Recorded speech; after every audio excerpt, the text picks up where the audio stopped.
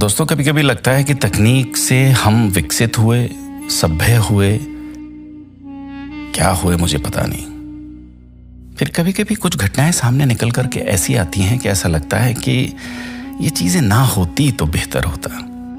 हम मिट्टी के मकान में रह रहे होते तो बेहतर होता। हम कुएं से पानी भर रहे होते तो अच्छा होता।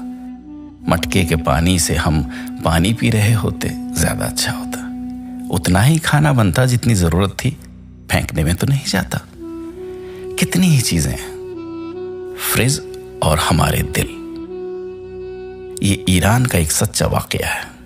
जरा गौर से सुनिएगा और समझें कि कैसे फ्रिज ने हमारे दिलों को बंद कर दिया है, तंग कर दिया है, छोटा कर दिया। मुझे एक बार ईरान के गुमनाम कस्बे गांव में जाने का इत्तेफाक हुआ। यह इस्फहान और शिराज के दरमियान था। मैं उस जगह का नाम भूल गया हूं। मुझे वहां एक रात गुजारने का मौका मिला। मैं ये जानकर हैरान रह गया कि वहां पूरे कस्बे में फ्रिज नहीं था। मेजबान ने बताया कि हम खुराक को फ्रिज में रखना गुनाह समझते हैं। मैं हैरान रह गया। वो बोला कि शाह ईरान के दौरे हुकूमत में पब्लिक को फ्रिज खरीदने की सलाह दी जाती थी। किश्तों पे टीवी, फ्रिज आसानी से मिल जाते थे। तो हुआ ये कि पूरे शहर ने फ्रिज खरीद लिया। हमें चंद दिनों के बाद ये एहसास हुआ कि हमारे दिल तंग हो गए हैं। हमने लोगों की भूख और परेशानियों को नजरअंदाज करना शुरू कर दिया है और फालतू यानी एक्स्ट्रा बचा हुआ खाना फ्रिज में रखना शुरू कर दिया। लोग इससे पहले इजाफी खाना यानी जो बचा हुआ खाना रहता था, जरूरतमंद, हाजतमंद पड़ोसियों, हमसायों में बांट दिया करते थे। हम में से हर एक शख्स अपनी डिश अपने पड़ोसियों, अपने हमसाये के घर भिजवाता था। फ्रिज ने तो मेजबानी और मोहब्बत का ये सिलसिला एकदम से रोक दिया है।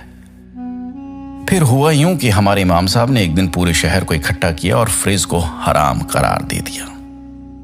हुकूमत ने बहुत जोर लगाया, लेकिन हम लोगों ने एक ना सुनी और अपने फ्रिज बेच दिए या फिर अपने दूर दराज के रिश्तेदारों को दे दिए।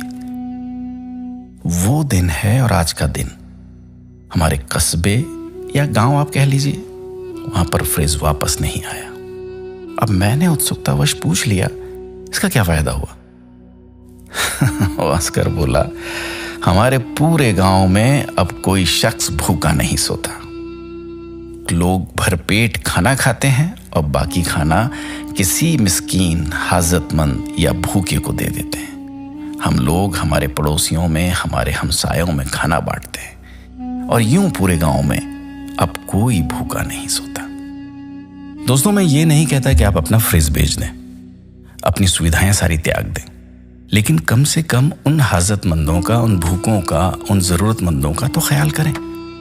हम कम से कम जमाखोर तो ना बने कि हमारी सारी चीजें फ्रिज में रख दें कि कल काम आएंगी, परसों काम आएंगी। हो सकता है कि आज जिसे आप फ्रिज में रख रहे हों किसी की जरूरत में काम आ जाए। कोशिश कीजिएगा, शायद